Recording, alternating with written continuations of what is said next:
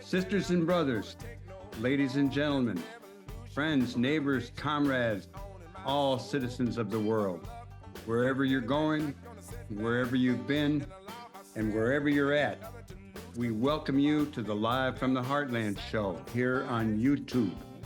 New episodes air every Friday at 9 a.m. Central Time with individual interviews posted throughout the following week.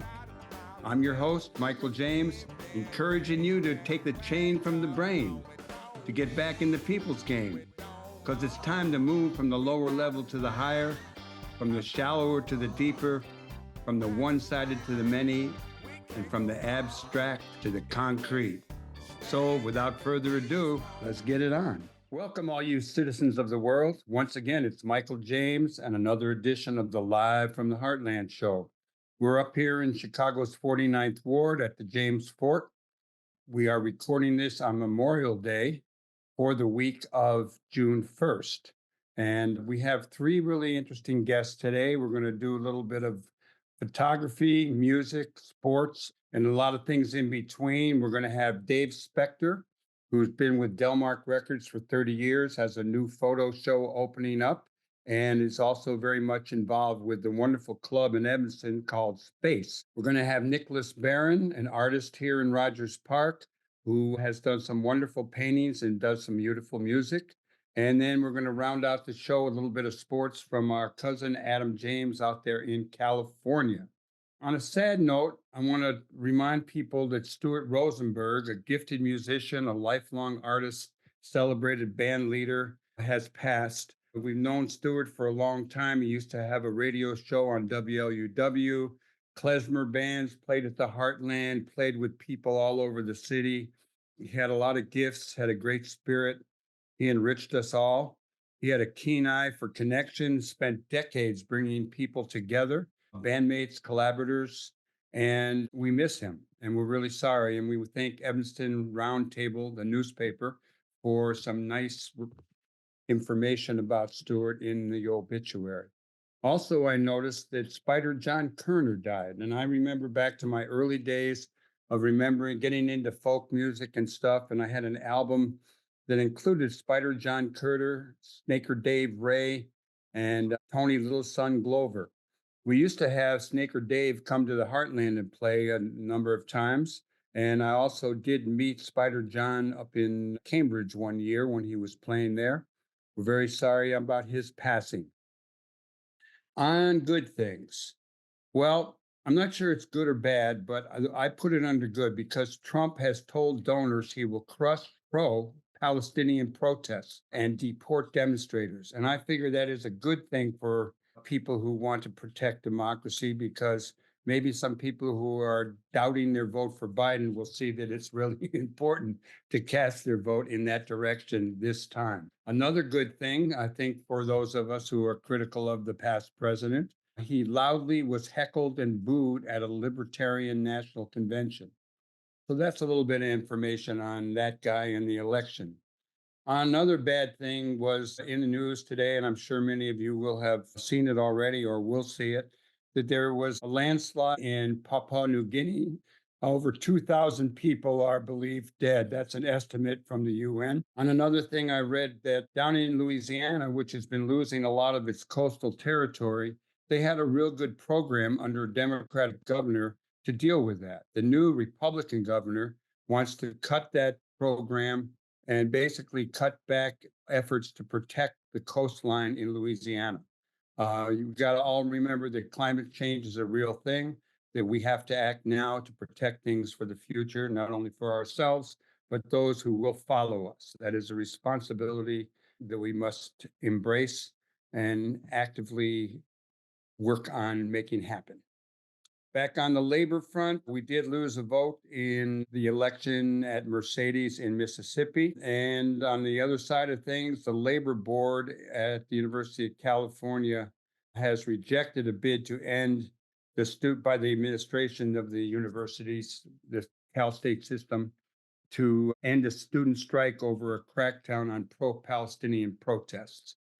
And last week, we had a very interesting guest. We went the whole almost an hour long with Kathy Osberger, And I had heard about her that she had a new book out, and the book is called I Surrender, a memoir of Chile's dictatorship, 1975. And she talked about living with nuns down there, went down to teach after she graduated from Notre Dame, learned that they were hiding people who were being sought after by the dictator Pinochet. She was actually blindfolded, driven around, threatened, etc. It was a really good report, and I encourage people to look at it. You can go to youtube.com/Heartland Media, and you will find it. All right, we're going to take a musical break. We're going to hear a little bit of music from Dave Specter, and we'll be right back with Dave Specter here on the left end of your dial. Stay tuned.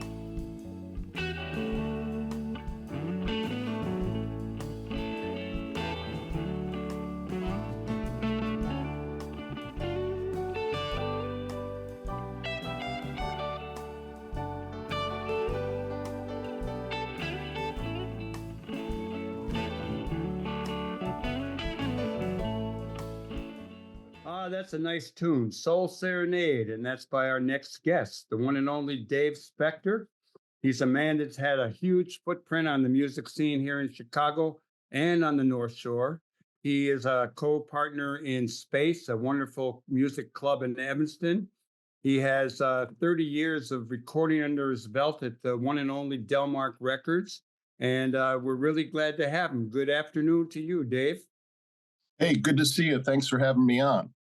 Well, it's been a long time coming. I've heard about you for a long time, and Lynn Orman, our music producer, always speaks very highly, and I think tried to get me to come meet you when I was there for the Mo Better Brown show. But as I recall, I got out of there in a hurry for some reason, but that was a great show. In fact, I've been to a few shows up there. Another one was with Lori Bell and James Cotton. I really had a great time, and I want to commend you on putting together a music club and keeping it going for 16 years. Well, thanks. Appreciate that. How about telling us a little bit about your time at Delmark and your recording there? 30 years is a long haul on the same label. Yeah, it's actually been longer. I signed with Delmark in 1990. So what is that? 34 years ago, and I did my first record came out in 1991. I actually have a history with Delmark and the Jazz Record Mark before that, because when I left college in Champaign to come back to Chicago to be a blues musician, I got a job at Delmark when they were on Lincoln Avenue in Lincoln Square as their shipping clerk, and that was in 1985. And I also worked part-time at the store, the Jazz Record Mark down on Grand Avenue. So I got to know Bob Kester, and I worked there for less than a year and started playing on the blues scene. I was playing on the blues scene then. And then when I started my own band in 1989, I approached Bob and said, "Hey, man, I want you to come out and hear my band with this singer that I know you like, Barkin' Bill Smith," who Bob had heard many times over the years. And Bob came and heard us and signed us. So that's how it started. Ah, nice. You know, I got to tell you a little story about the Jazz Record Mart. When I was a sophomore at Lake Forest College, I was doing a paper for sociology on the socialization of the jazz, of Black jazz musicians. And I went to the Jazz Record Mart, and I remember meeting Mike Bloomfield and Charlie Musselwhite, who were hanging around there playing then. You know, I was just a kid. And then I did bring Bloomfield and some other musicians up to Lake Forest. Anyhow, enough of that. We did have Bob Kestner on the show way back. Tell me about, you've got a double album celebrating your 30 years at Delmark. Yeah, I believe in 2021, my double live album came out. It's called Six String Soul, 30 Years on Delmark, and it's a retrospective a lot of different recordings I've done with a lot of different people, from Jimmy Johnson to Otis Clay to Jack McDuff, speaking of jazz, and Steve Freund and many others who I've collaborated with on my recordings over the years. And it came out on vinyl and CD. Tell me a little bit about how you got into being a musician, and particularly a blues musician. I come from a very musical family. I grew up in Hollywood Park, near Northeastern, around Bryn Mawr and Kimball. My older brother, who's almost 70 now, used to go hear Howlin' Wolf and Muddy and tell me about him. And my parents loved music. My mom was a classical pianist. They listened to the Midnight Special on WFMT, and listen to people like Big Bill Broonzy and Leadbelly. And I remember hearing Muddy Waters. I don't know if it was on the Midnight Special or on one of my brother's records, but I'd been listening to the Stones and the Beatles and the Grateful Dead and the Allman Brothers. When I heard Muddy, I was like, this is blowing my mind. It makes those other bands sound like kids. And it just spoke to me and moved me in a very powerful way. I went down to Champaign for college, which is pretty much when I started playing guitar. And, I fell in love with T-Bone Walker and Magic Sam and Freddie King and Otis Rush. And then I started seeing a lot of these people in Champaign or at places like Biddy Mulligan's, which would let me in with my fake ID. And I just immersed myself in the Chicago blues scene and started playing with people like Sam Lay and Hubert Sumlin when I was really young. Jimmy Johnson kind of took me under his wing. Steve Freund, who you might be familiar with, who was Sunnyland Slim's guitar player, along with the guitarist for Coco Taylor and Otis Rush and many others, was kind of my mentor. He taught me a lot. He took me on the road with him. Sam Lay took me on the road with Hubert Sumlin when I was like 22. So I dove in as a sideman. I got my first big road gig was with Sun Seals. When I was like 25, I was with Sun for almost 2 years. We played East Coast a lot, played New York City a lot, Boston. And then I decided to start my own band in '89. And that's basically the beginning of it. You still got that band going? I do. I still have a band. We're still playing around town. We just got back from a sweet little tour of Spain. And right after we got back from Spain, we had a date at Space and recorded it. And we were working on, I'm working on the mixes right now. We have 15 tracks, so it might be another double album. We got a lot of music, and I'm real happy with the live recording. Nice. Well, you mentioned Space, and I mentioned it at the intro. Why don't you talk a little bit about it? I first learned about it from the late, great Stuart Rosenberg, and he told me that it was happening, and it took a long time for me to go there, but I have been up there a few times and really have enjoyed it. It's pretty impressive. I drive by it almost every day when I go to the Y up there. And why don't you tell a little bit about how it came to be, how a group of musicians came together? You started a studio, you started a club, and the kind of things that have gone on there. So we've been open for 16 years now. And I'd say starting about 18 years ago, I used to meet with some of my Evanston friends, including Craig Golden, who's kind of the main man behind Space, and also has the Salt Shed and Thalia Hall and Promontory.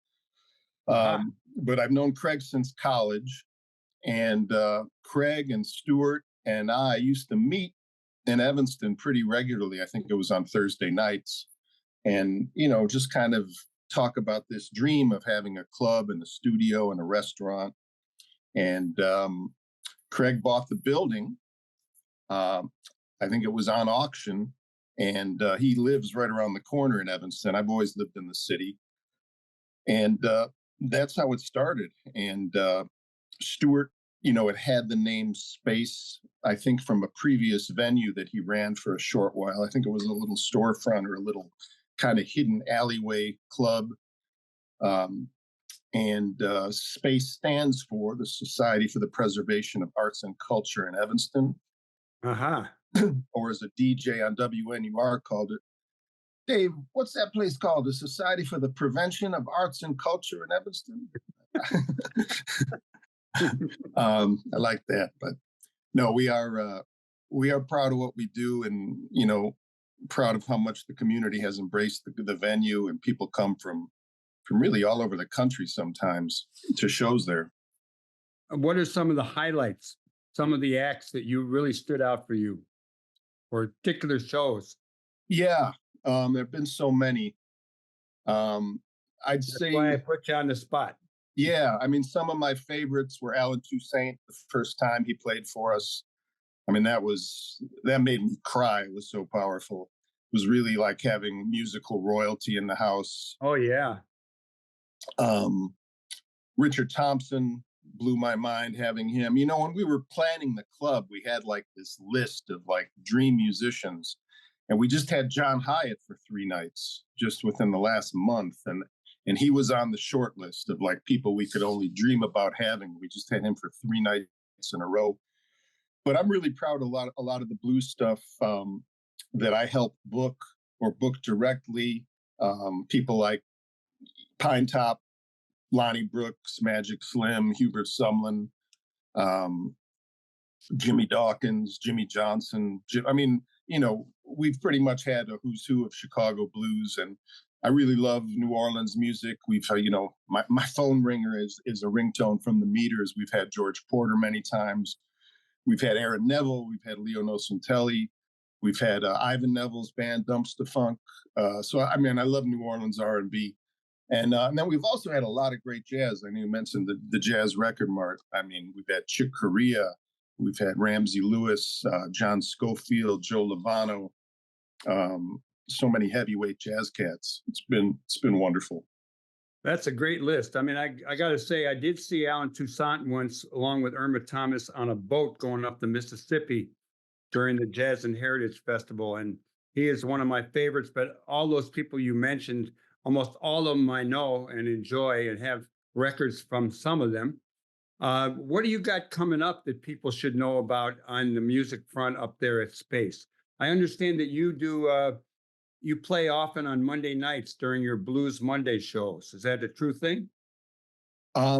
Well, what I do and have been doing for a number of years is helping to curate a monthly Blue Monday series. It's usually one Monday a month, or sometimes we do it on a Tuesday. But our calendar has been so full lately with national touring acts that we haven't had it quite as regularly as we used to. We do have a Blue Monday coming up with Stephen Hull, who's a really, really fine, younger, up and coming blues man.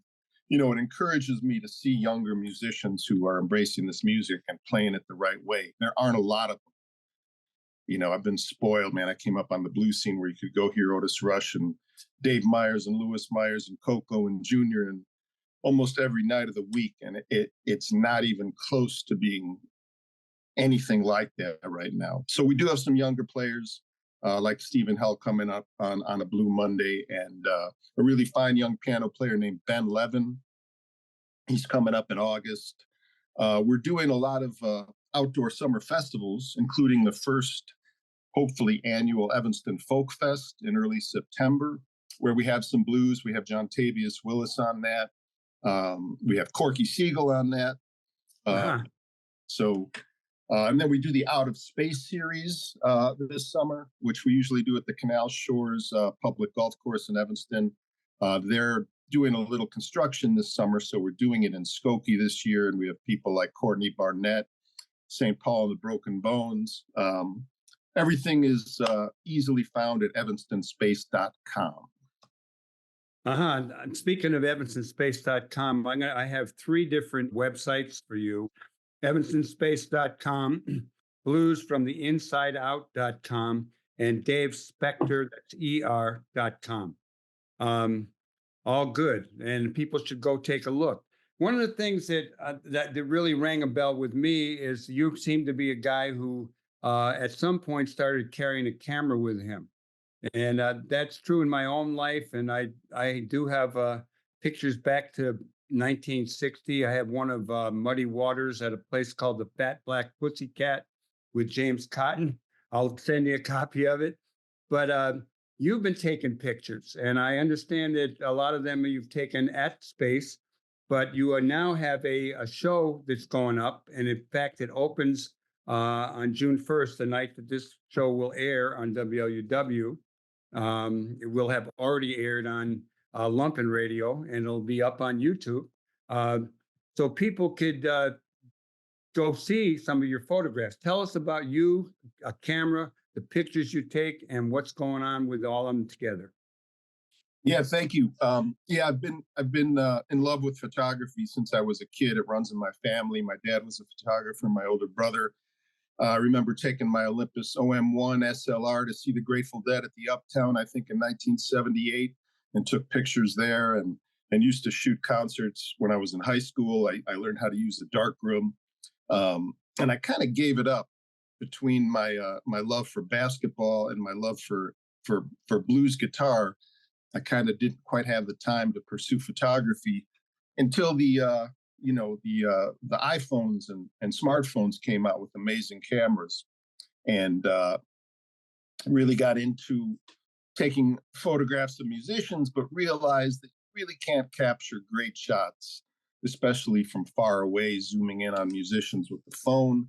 So a couple of years ago, I stepped up my game and bought a camera, and started shooting, a lot of shows. I have great access at Space. I also shoot at Legends and Fitzgerald's, and whenever I go to the Green Mill, I try to shoot, bring a camera. And I decided to put together an exhibit of my photographs, and this exhibit is going to feature pretty much all blues and jazz people. A lot of black and whites, which I really love. I love black and white photography. And they're going to be over 30 prints, mostly 18 by 24s, a couple really big ones, and some 8 by 10s as well. You mentioned Maurice Mulbetter Brown. He's in the show. I got a great black and white shot of him.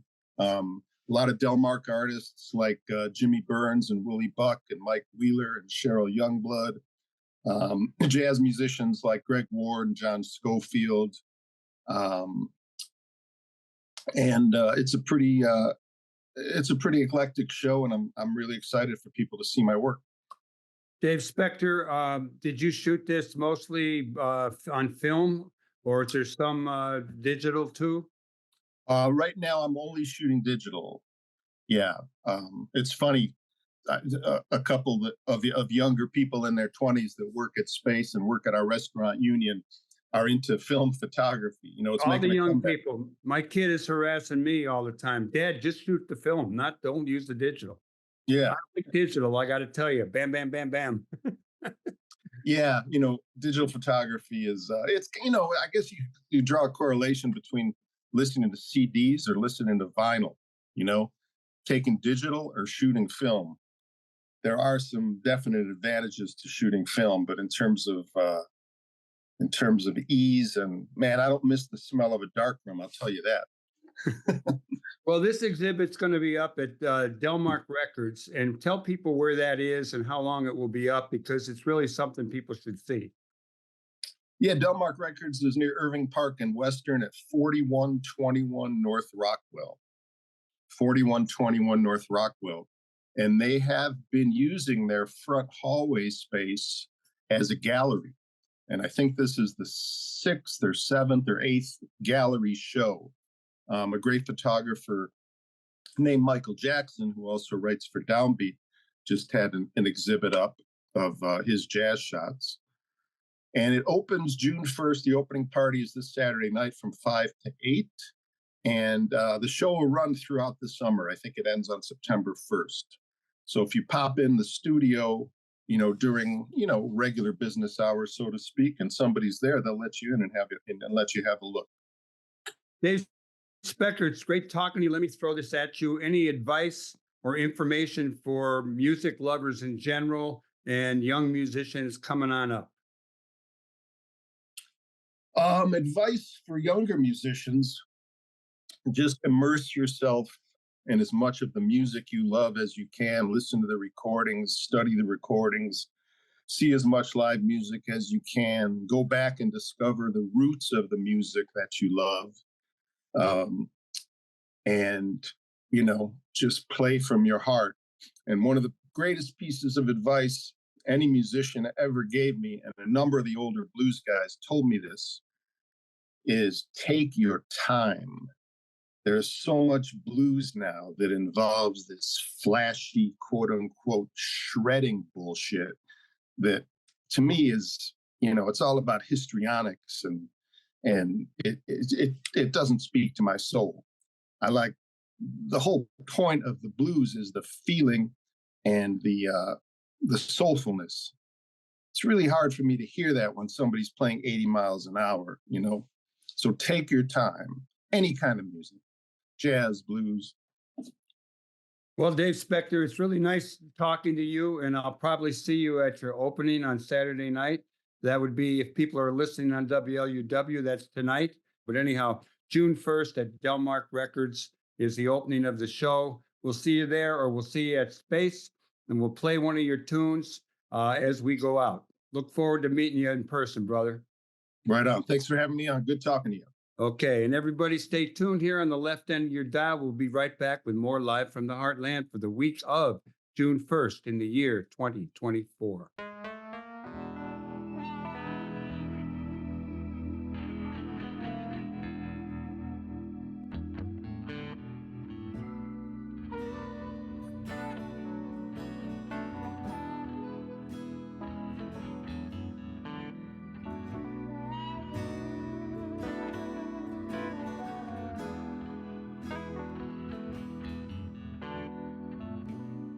Country's haunted streets filled with angry souls,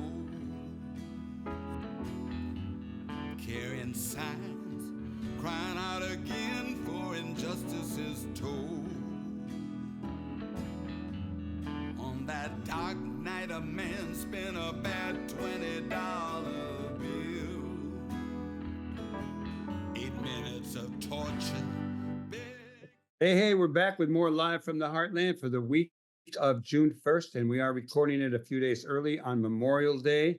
And the YMCA is closed today, but most mornings I'm driving up along Sheridan Road and then around up there the borderline between Evanston and Chicago. I make a turn. I can see the beautiful lake, but also on my right is a studio there, and with an artwork out in front and big signs, and every once in a while there's a guy standing out there. And I was driving by the other day, and lo and behold, who was there but the one and only Nicholas Barron. Nicholas has been on this show before, both about his artwork, about his music, and it was great to stop and talk to you. And I'm glad I talked you into coming on the show. So how are you doing today? Doing great today. Excited to be with you. That was awesome seeing you the other day, driving by. You stopped. Yeah, I did. I pulled over. It was fun. I didn't get out of the car, but I will soon. Tell us a little bit about your studio, and you're having a studio, out in the open, for people to stop by. I know, I do that with my photography on Sundays, Yes. and it can lead to great things. Like in this case, you were out there, and it led Yep. to me stopping and talking to you. Talk about it. Well, I think the nature of where I've come from is street art and street music, generally speaking. And I think the idea of being public art, or being outside and not, it's sort of, exposing and showing spontaneity and color and personality. And so, I've had the space for 5 years. I live in the building. I have a water view, which is life-changing, sort of a metaphor. I have a water view. I started painting the wall in the alley about 2 or 3 years ago, sort of piecemeal, and it's kind of grown. Someone tagged me with a big black heart, strangely enough. And I started to add words and colors. It's become kind of a signature piece for me in Rogers Park. And then also, because I have a gallery which opened a year ago. So now I have the studio with 2 rooms where where the elves make the paintings, so to speak. And then I bring them, we bring them over to the gallery, and then they mature, and and I show them the gallery, and the gallery's changed my life because it's right across from the lake. So there's the water. I mean, it's just, the light is beautiful. It's just incredible. I'm very, very grateful and blessed. And, I kind of draw on everything, literally. I find chairs and tables, and I obviously do fine art on canvas and stuff, and then wood, but I do tables and guitars and Yeah, clothing. I was reading about, there was a story on you in the Loyola Phoenix, and they talked about you drawing and doing art on your clothes. You do that still? Well, you know what? Normally I'd be wearing a black shirt, which actually I have in the background with paint all over. I wear clothes. I love black gesso. So painting on my clothes and my shoes, and I call it abstractifying or baronizing my clothes. So yeah, everywhere I go, it's just kind of it's my signature thing. Sometimes people buy the shirts right off me, or right off my back. Well, you have a show coming up. That's one of the things we want to make sure we get in. Yep. So why don't you tell us where it's going to be and Okay. when? So in the historic Flatiron Building in Wicker Park, legendary space on the second floor. It's called LMN, which is Laura May Noble, LMN/Wedge Gallery in the Flatiron Building, 1579 North Milwaukee Avenue. Right at North. June 7th, Friday, June 7th, 6 to 10. That's the official opening. Though I have been there on Saturdays from 1 to 6 and playing music literally with a speaker out into the street, bringing people in and sold 5 paintings already just from doing that. There's 60 paintings in the show. And then in my gallery and studio in Rogers Park, I probably have another 120 or 30. So I'm painting a lot. Yeah. Well, one of the paintings that you did was about George Floyd. Tell us the story about what happened to that painting. So I did 2 paintings the day that George Floyd was murdered. I want to be clear about that. He was murdered. And so it was very upsetting, obviously. And I just did a painting, and honestly, it totally in my style, but something I've never done before. I mean, the painting it's completely its own thing. I ended up, a cultural anthropologist was recording artists and people having their experiences during the pandemic and came to my studio. And painting happened to be sitting there, and she said, "What is that?" I said, "That's a painting of George Floyd." Long story short, over a 2-year period, they bought the painting.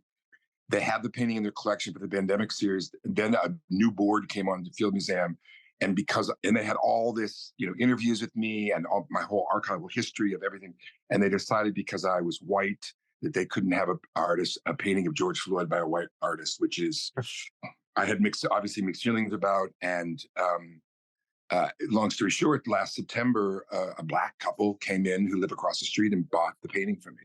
So I was returned to me by the Field Museum. And then a couple months later, this beautiful couple came in and, were awestruck by it, and I sold it to them. And it's across the street now, and they're condominiums. And you made a lot more money than you had. I made a lot more money and validated. And I really haven't talked about it much. And I kind of, I've kind of wanted to, because I didn't do the painting. They weren't looking for a George Floyd painting.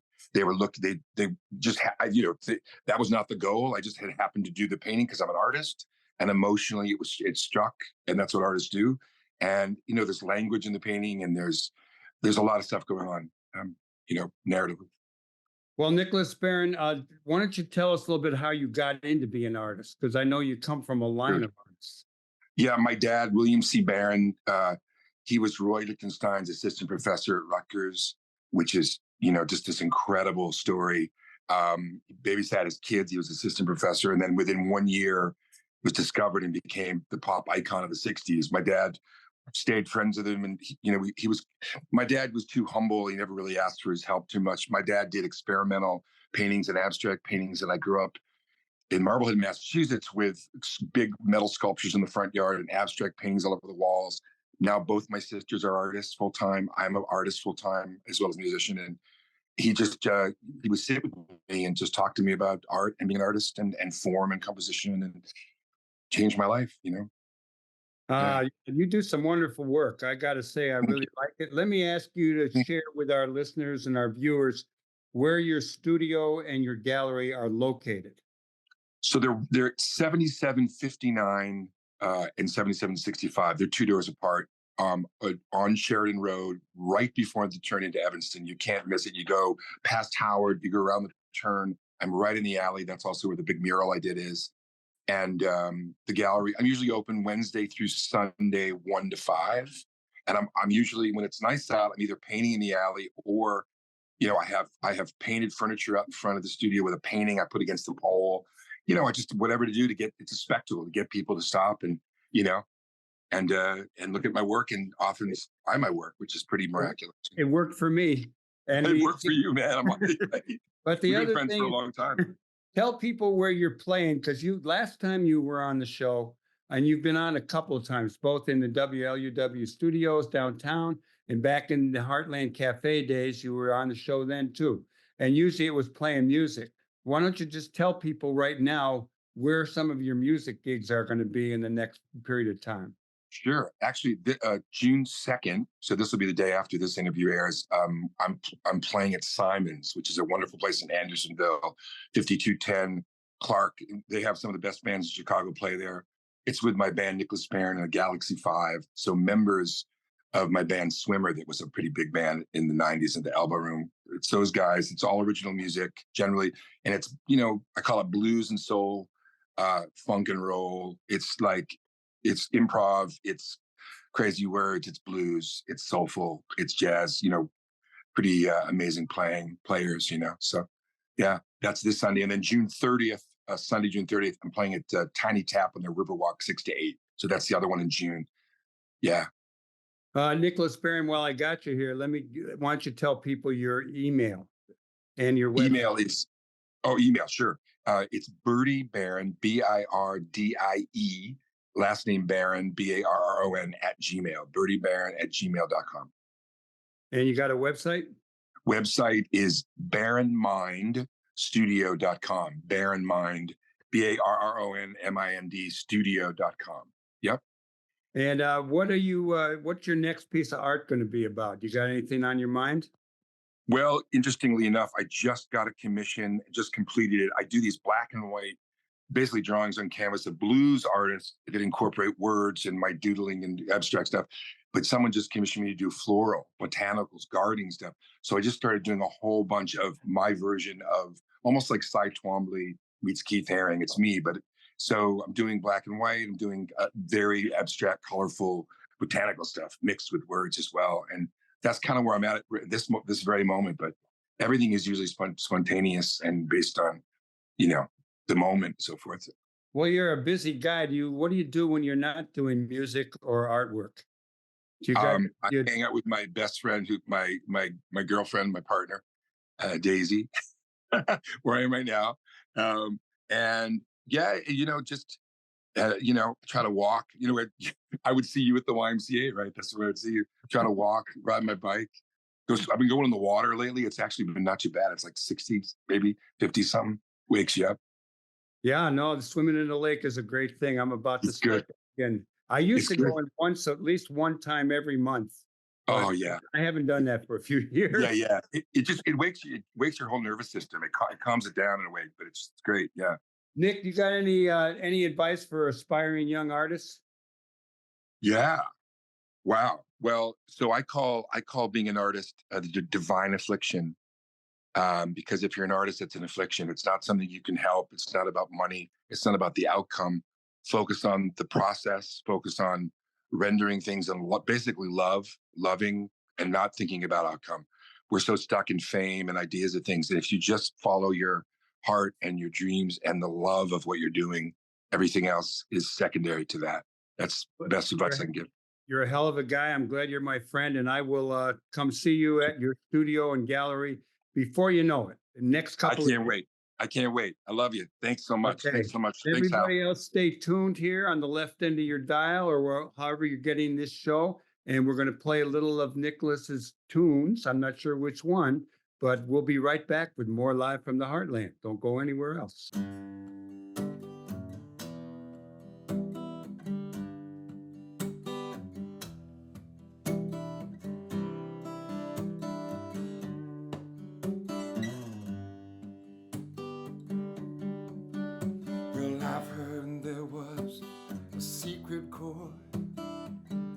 David played and it pleased the Lord. You don't really care for music, do you?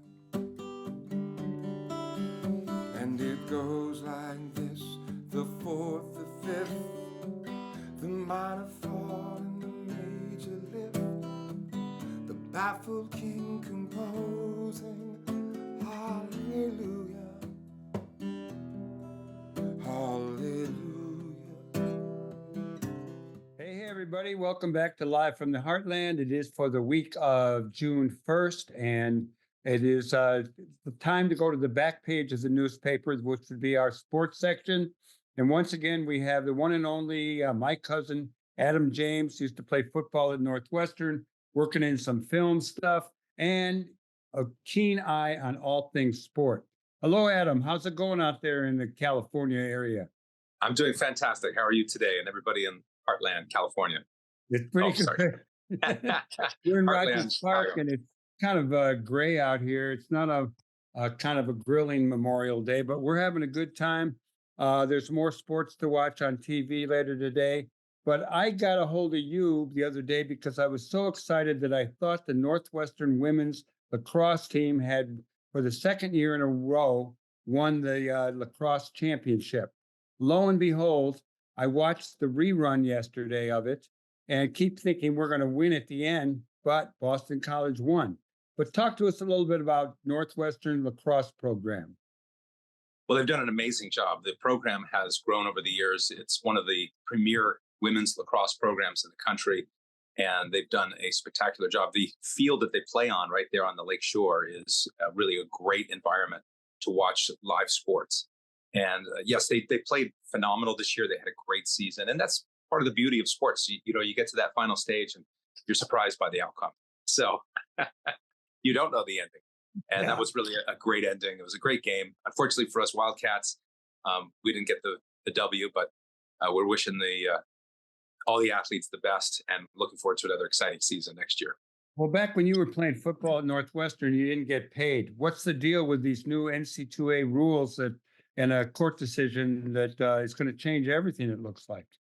Well, yes, I'm a big advocate of power to the players, giving them, compensation for the work and time and the effort that they're putting in. They are student athletes, and the student part is still a big part of that, but they're generating an enormous amount of revenue for the schools, and they should be sharing in that. So I'm a huge believer in the power of that and the importance of that. But I do also recognize there are certain logistical issues as you begin to have some institutions being able to pay players and other ones being a little bit on the margins, not being able to pay at that same rate. So it's going to slowly over time start to create more of an imbalance in sports throughout the college level. But that's why it's really important that the NCAA be involved to make sure that everything is as smooth and safe as possible, rewarding the players and also making sure that the institutions are set up for success in the long run. I've been watching sports on TV, and I did get to watch the Prefontaine events up there in Oregon. And Track and field, been there once before at the old field. It's a whole new setup they've got in Eugene. Yes. But, this Olympic trials are coming up, and the Olympics are not too far off. What do you got to share on that? Well, I grew up doing track and field. I love track and field. It's so much fun. It's a great sport environment. I wish it was more embraced by the fans, the spectators, but it has at times, and certainly at the Olympic time. So this is the time for us track and field advocates to get out and cheer on our United States athletes, as well as from the other countries that we love and want to support. And this is a really exciting time because it is 8 weeks away from the Olympics. So there are a lot of really interesting storylines that are developing, some really great athletes and teams. So just get ready for some fun this summer. Adam, you're a football guy too, as well as track and field. What do you got on the football draft? I know the Bears came away with the #1 pick. I'm not sure what that means. What do you got on the draft? Well, all the Chicago Bear fans should feel really good going into next year. They've got the #1 player, the #1 quarterback, the #1 future star that many people are marketing as the next generation of great players. Some people are comparing him as far as his style of play, his arm technique, his ability to deliver the ball in a variety of levels and at different spots to Patrick Mahomes. So this player, Caleb Williams, who played here at University of Southern California, USC Trojans, I had a chance to watch him during his Heisman year and then the following year where he struggled a little bit, quite frankly. But he definitely fought through it. He played well while the team did not perform at the level they were all hoping for. But he is a spectacular player. And one thing that's really sharp, what's really great for you Bears fans, is the team went out of their way to sign a lot of great players around him as well as drafting players specifically to support this young quarterback. It is something that happens in the NFL now. When these young quarterbacks come in, they really, the ownership, the management of the teams want these young players to play right away. And the reason is it has to do with the money, the pay structure. Years ago, the union agreed to allow rookies coming in to be paid less than veteran players. And as a result, these quarterbacks on rookie deals create a great budget situation for a team. They're spending less on a quarterback so they can spend more on their offensive linemen and their wide receivers and their defense. So that's why a lot of teams really try to get these top young quarterbacks. And then if that quarterback hits, sign them for long term. And that's what the Chiefs did with Mahomes, and the Bears are definitely going to be hoping for that with Williams. Well, let's hope so. I did like Fields. I wanted to keep him, but I understand the deal here. Okay, I assume that you've been watching a lot of basketball. The playoffs. Oh, yes. By the time this airs, we'll know more. But right now, it's We know. it's three up on each in the two Correct. contenders in the East and the West. Fill us in what you think's going on. Well, it has been a great NBA playoffs. Right now, in the finals of the Eastern and Western conferences, it does seem to be blowouts in both cases. The Boston Celtics are up 3-0. The Dallas Mavericks are up 3-0. And for you casual basketball fans, NBA fans out there, you should know that no team has ever been down 3 games and come back and won the series. So you can almost guarantee that it's going to be Boston versus Dallas. When you're watching this show next weekend, it's still a couple more days before they actually play their first game. They backload the start of the finals because the anticipation is these Eastern and Western Conference series will go long, but it doesn't look to be the case. Women's basketball, of course, is creating a lot of amazing drama right now. You have this sensational player from college, Caitlin Clark. We've talked about her on this series of sports talks here on Live from the Heartland before. Great player. She is a white player, and some people feel that there's a certain amount of audience that embraces that, wants to see her succeed.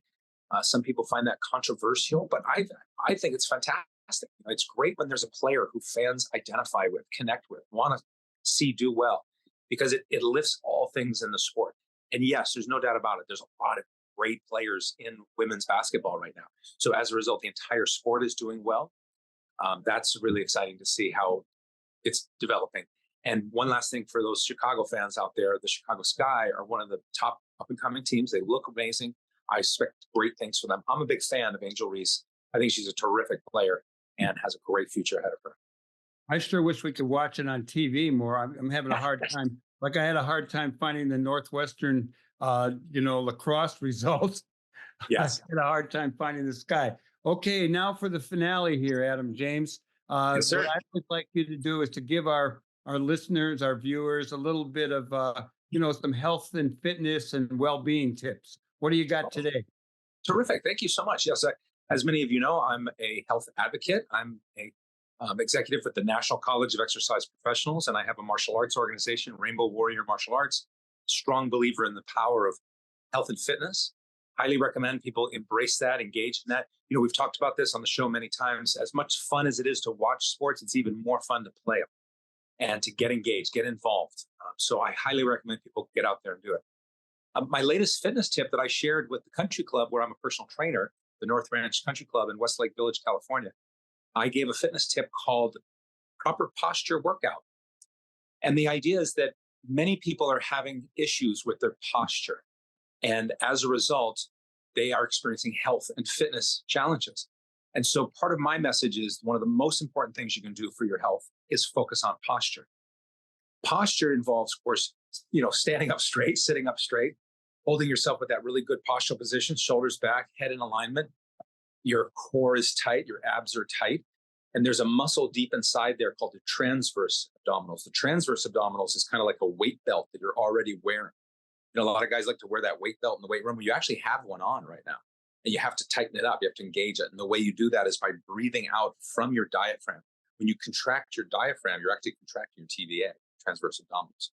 So part of my message to everybody out there is to exercise with good posture.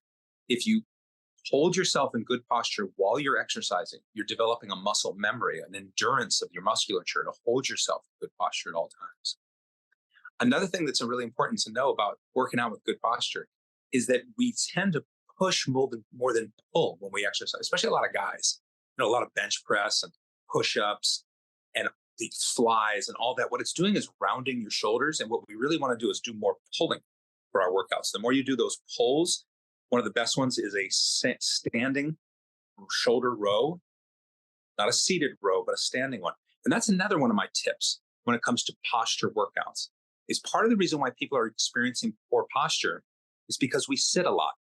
Modern technology has many wonderful things. There was a time you'd have to go out and get the horse and hitch him up, and then you can go into town. Nowadays, just walk to the car, turn a key, push a button. But no doubt about it, becoming more and more deconditioned as a society. So a major part of that is that we sit all the time. So I highly advocate that if you sit at your job and you sit at home when you get off work and you sit when you go from work to home, the last thing you should do when you work out is, Okay, so last thing when it comes to posture workout, the last thing is the core. You're making sure that you're working your core. And core is more than just doing a bunch of crunches. You're going to want to get on a stability ball and get on the mat, get on the floor, doing those bridges. Holding your body in a bridge position is what creates core challenge, balance, structural challenge, so you can condition your spine, the muscles around your spine, to be strong and have endurance. Adam James, thank you very much. I'll be in touch. It's always good to talk to you. Adam and I do talk on a family Zoom most Sundays, and that's been great. And it's led to him coming on live from the Heartland. So I want to thank Adam. I want to thank Dave Specter. And I want to thank Nicholas Barron, our 3 guests today. You can watch us online. You can get us on podcasts. All that information is at the top of the show. I want to thank our producers, Lynn Orman, Katie Hogan, Tom Clark, our engineer, Hal James. And it's a rough world out there. I want you to all do good in the world, because what you do, what I do, what we all do together is going to make a difference. We have to keep at it over and over and over. Onward through the thick and the thin toward a better world. See you next week. Over and out.